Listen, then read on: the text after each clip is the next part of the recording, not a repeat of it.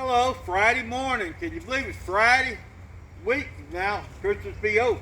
I mean, man, stuff's just flying by. So, you know, had a wonderful time up with Jared yesterday with the kids. We did 6 classes, first grade classes. They made cookies, and Jared, read the story, and man, it was so much fun, and fun and sad too. But I enjoyed it so much, and Jared is so good. I mean, and the kids are just really wonderful, and they were really, really great, and they just did great. So, birthdays today, we got Cindy Autry. Happy birthday, Miss Cindy. She works there at Walmart. I've been knowing her for a long time and all. And Chris Smith, she's the one to keep my hair beautified, and she kept Sarah's hair cut and all. So happy birthday to you, Chris.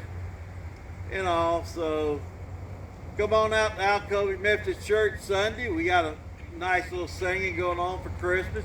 Should be good. And all. So that's about it.